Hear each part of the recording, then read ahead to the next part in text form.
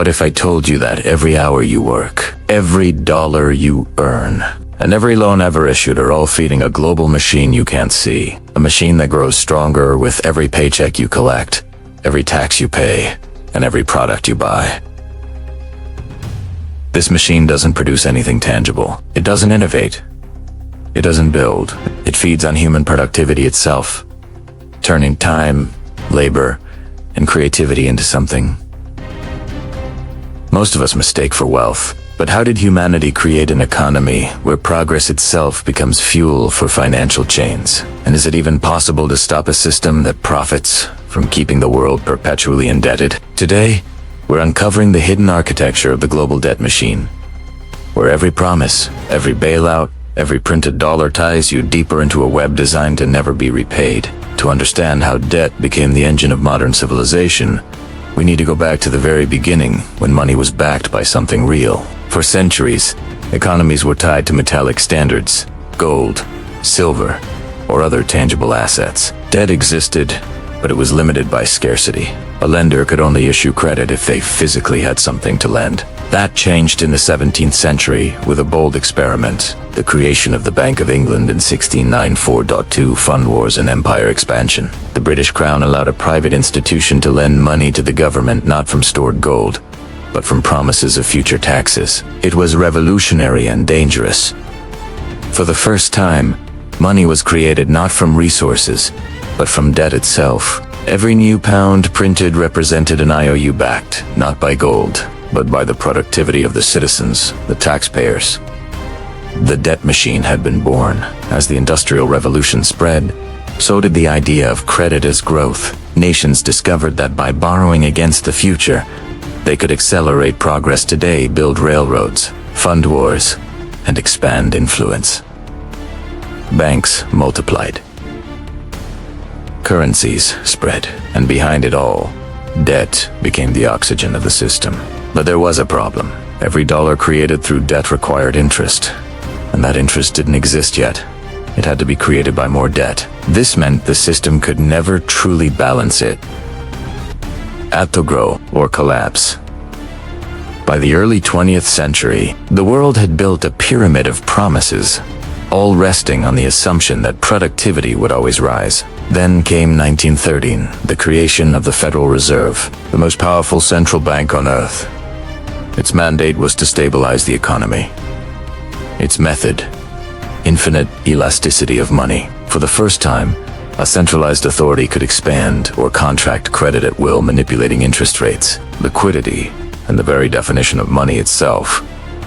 The world had entered the age of managed debt, and the machine began to hum. By mid-century, the illusion of control began to fracture. After World War II, the Bretton Woods Agreement in 1944 tried to restore discipline, pegging global currencies to the US dollar and the dollar to gold. For a while, it worked. Nations rebuilt. Economies soared. But as America fought costly wars and expanded spending, foreign governments started demanding gold instead of paper. Then, in 1971, President Richard Nixon shocked the world. Cut to historic clip. I have directed Secretary Connolly to suspend temporarily the convertibility of the dollar into gold. Temporarily. That word changed everything, because it never went back. The dollar, and by extension, the global financial system, was now backed by nothing but debt and faith. Every loan created new money. Every payment destroyed it. And to keep the system from collapsing, governments, corporations, and households all had to keep borrowing more. The debt machine was no longer a tool. It was the foundation. What happens when you design an economy that requires infinite growth? In a finite world, you get booms and busts. In the 1980s, deregulation and cheap credit fueled an explosion in financialization. Wall Street stopped financing businesses and started manufacturing money from money derivatives, junk bonds, securitized debt. Each layer promised returns based not on real productivity, but on the speculation of future debt. Then, in 2008, it imploded.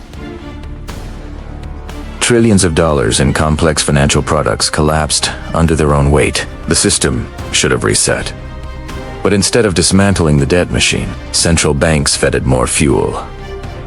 Zero interest rates, quantitative easing, bailouts. They didn't fix the fire, they expanded the furnace. After 2008, global debt didn't shrink, it tripled. Governments borrowed to rescue economies. Corporations borrowed to buy back stock. Individuals borrowed to survive. By 2023, total global debt surpassed $307 trillion, over 3 times the world's annual GDP. In other words, for every $1 of production, the world carries $3 of obligations. Even more alarming, a growing portion of that debt is being used not to invest in the future, but to service the interest on old debt. It's a global Ponzi scheme hiding in plain sight. And when productivity stagnates or populations age, the system strains. So, what do central banks do? They print. Each cycle of stimulus brings temporary relief and long-term erosion. Purchasing power falls. Wealth concentrates. The gap widens between those who issue debt and those who work to pay it off. This is the hidden tax of the modern era. Inflation. Inflation. Today, we stand at a crossroads. Automation and AI threaten to decouple productivity from wages, while debt continues to multiply faster than real output. Digital currencies and central bank coins promise efficiency, but critics warn they could tighten the noose, giving governments unprecedented control over money creation and surveillance. Meanwhile, the same cycle repeats across generations. Borrow, inflate, reset, repeat. The global debt machine doesn't collapse, it adapts. Every crisis becomes justification for more control, more liquidity, more promises that tomorrow will pay for today. But what happens when tomorrow runs out? So what can we learn from centuries of debt-driven growth? First, debt is not inherently evil, but unbacked, limitless debt distorts reality. When money no longer represents real value or labor, societies lose their compass. Second, every crisis that expands central control weakens local resilience. When individuals and communities depend entirely on borrowed systems, they lose the ability to create value independently. Third, productivity should serve humanity, not the balance sheets of the machine. Real wealth isn't in digits or derivatives. It's in human creativity, cooperation, and time. The global debt machine is not just a financial system. It's a story about trust, and what happens when trust is replaced by leverage.